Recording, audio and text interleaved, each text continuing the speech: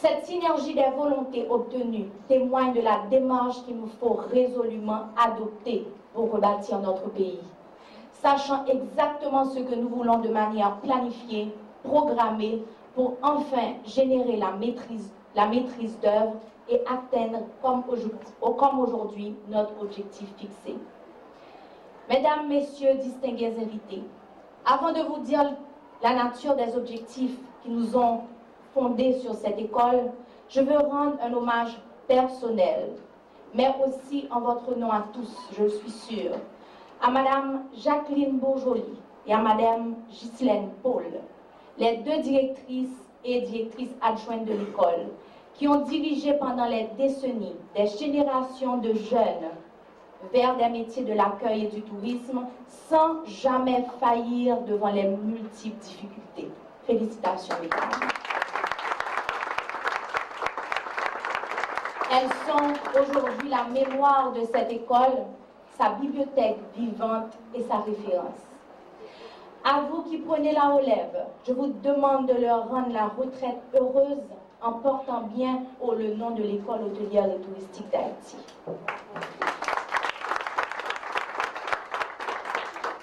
Pour cela, il vous faudra assurer 4 exigences incontournables. Monsieur Terilien. En premier lieu, une formation de qualité avec un curriculum et des diplômes qui s'adaptent constamment à l'évolution du marché, en considérant que notre marché intérieur est déjà, dans ses critères de sélection, une composante du marché international. Un deuxième défi, une formation répondant aux besoins des entreprises, avec des nouveaux cours ciblés et mis en place dès mars 2012, permettant d'accueillir le personnel déjà en poste dans les établissements touristiques de la capitale. Il vous faudra en outre apporter une nouvelle approche pédagogique qui fait de l'étudiant un acteur de sa formation dans une interrelation constante d'enseignement, apprentissage, où l'accent sera mis sur le passage constant du savoir au savoir-faire.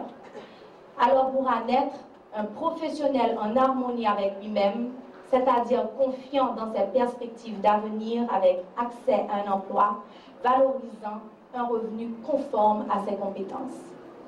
Enfin, un autre objectif, et non des moindres, assurer une formation permanente des enseignants quand le secteur touristique, comme tout autre secteur économique, évolue au rythme des technologies nouvelles. Nous mettrons tout en œuvre pour faciliter les stages et les formations à l'étranger pour leur garantir ainsi une prise directe avec les changements du monde et l'actualisation de leurs connaissances. Tout ceci avec le support de la direction de formation du ministère du Tourisme, dirigée par son directeur, M. Daniel Denis, et de l'Institut du Tourisme et d'Hôtellerie du Québec.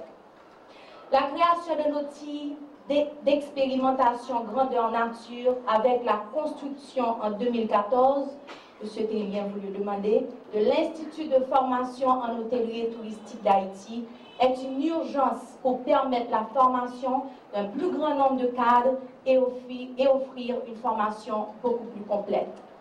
Cet institut sera installé dans une structure d'accueil dotée d'un hôtel et d'un restaurant où l'apprentissage pourra se faire dans les conditions de prestation de services réels. En somme, cette inauguration d'aujourd'hui constitue un pas important vers la concrétisation du vaste programme de formation dans l'hôtellerie et le tourisme lancé par le président de la République et le gouvernement, et dont l'objectif est la formation des ressources humaines qualifiées à mettre au service du secteur touristique haïtien.